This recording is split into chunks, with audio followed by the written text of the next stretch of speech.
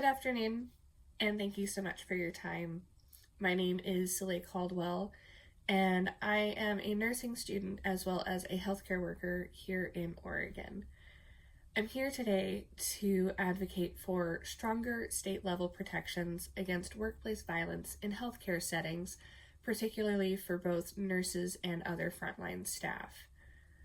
Workplace violence in healthcare settings is not a future concern. It is already happening here across all of Oregon, and it is affecting both healthcare workers and the patients that they serve. Workplace violence in healthcare is widespread in Oregon. According to the Oregon Nurses Association, 92% of nurses report experiencing workplace violence, and 97% report that the incidence of workplace violence directly disrupted patient care. This issue is not only common, it is also increasing. Workplace violence injuries in hospitals have risen by more than 180% in the last decade.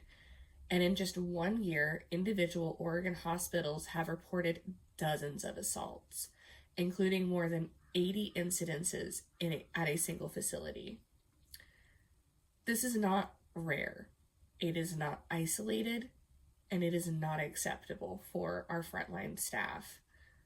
Healthcare workers in Oregon also have a significantly higher risk than other professions, with healthcare workers being up to 5 times more likely to experience workplace violence compared to other industries. The issue around workplace violence towards nurses and other frontline staff is not just reflected in statistics. It is something that healthcare workers in Oregon experience regularly. So many of us have our own personal stories, or we have heard our coworkers' stories. For myself, when I was working as a certified nursing assistant in a long-term geriatric psych unit, I had a coworker who was physically assaulted one evening when trying to provide care to a patient. While we later found out that the patient's behavior was related to their psychiatric condition, it was the response from our leadership and administrative staff that concerned me the most. Following the assault, there was no structured review or additional training or even changes to our safety protocols. Instead, the focus of the admin staff was shifted towards the actions of my coworker and why they allowed this to happen to them, rather than examining the system that was in place that allowed the incident to occur. And for the rest of the staff, myself included, there was no formal debriefing or follow-up to prevent a similar situation from happening. While this is not my personal direct experience of being assaulted by a patient, it does reflect a pattern that is seen across healthcare settings. Workplace violence against nurses, nursing assistants, and other frontline staff is often minimized. And the responsibility of maintaining our own safety is placed on the individual that is at risk rather than on the system that is failing to protect us. Oregon is already facing challenges in maintaining a stable healthcare workforce. Nurses are leaving bedside care at record highs due to burnout, unsafe working conditions, and a lack of support from both the administrators at their individual facilities as well as from their legislative representatives. And workplace violence directly contributes to this problem. But don't get me wrong, it's not just a workplace issue. It's also a patient safety issue and a public health concern for the state of Oregon. When a nurse doesn't feel safe to go to work, they are, at worst case scenario, going to leave the profession entirely, and best case scenario, reduce their working hours, thereby reducing the risk of getting hurt at work.